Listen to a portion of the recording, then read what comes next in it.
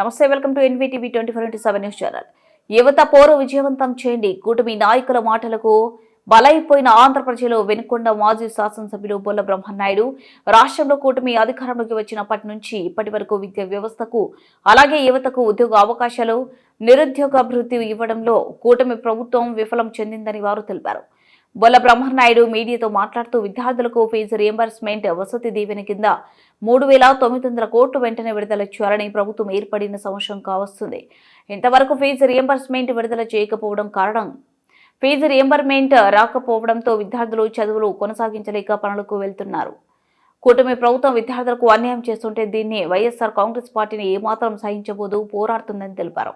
ఈరోజు మన రాష్ట్రంలో గతంలో ఎలా పాలన జరిగిన విషయాలు ప్రజలందరూ చూశారు.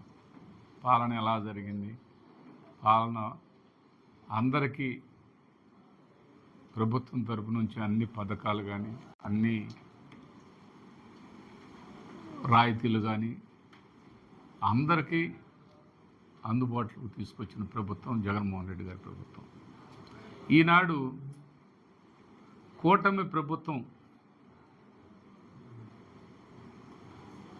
ఫీజు రియంబర్స్మెంట్ అంటే ఎప్పుడో ఆ దివంగత నేత ప్రీతమ నాయకుడు రాజశేఖర రెడ్డి గారు చిన్న బడుగు బలహీన వర్గాల వారందరికి కూడా ఇవాళ ఇంజనీర్లు, డాక్టర్లు, పెద్ద ఐఏఎస్లు, ఐపీఎస్లు అయ్యారంటే ఆనాడు రాజశేఖర రెడ్డి గారు ఫీజు రియంబర్స్మెంట్ ద్వారా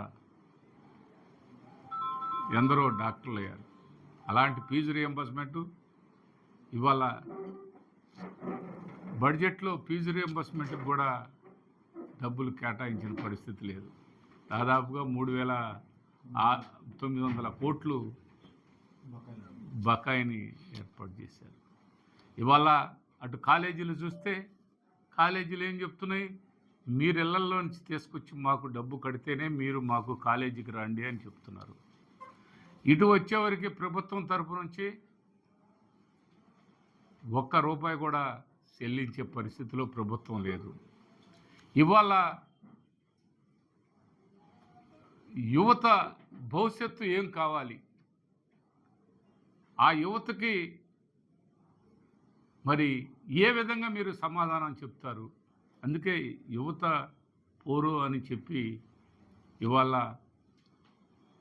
వైఎస్ఆర్ కాంగ్రెస్ పార్టీ తరపు నుంచి గౌరవ మాజీ ముఖ్యమంత్రి జగన్మోహన్ రెడ్డి గారి ఆదేశాల మేరకు రేపు 12వ తారీఖున జిల్లా హెడ్ క్వార్టర్లో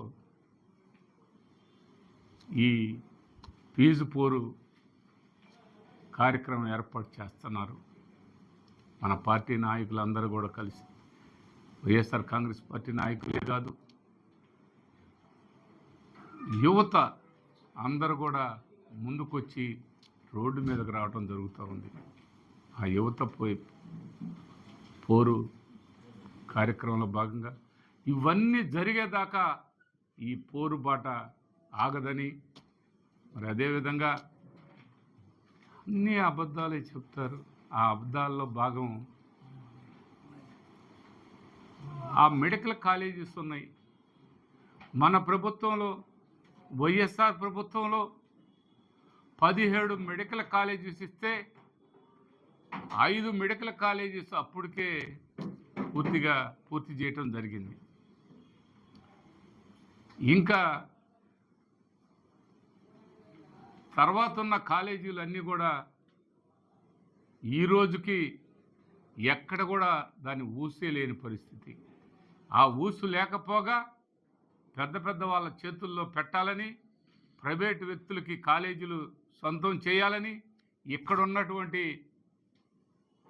ప్రభుత్వం ఆనాటి ప్రభుత్వం చేసింది, ఇది మనం పూర్తి చేయాలనే కనీసం ఆలోచన కూడా లేకుండా ఈరోజు ఎంత నిజంగా చెప్పాలంటే ఆ ప్రైవేటీకరణ చేయటానికి ఆ ప్రయత్నాలు, ఆ ప్లాన్స్ కూడా ఎంత నైపుణ్యంగా చెప్పడానికి ప్రయత్నం చేస్తున్నారంటే కూటమి ప్రభుత్వం నిజంగా అవి అది వాళ్ళకే చెల్లుబాటు, కానీ ఆ అబద్ధాలు ఆడటంలో కానీ ఆ ఆలోచనలు చేయటంలో కానీ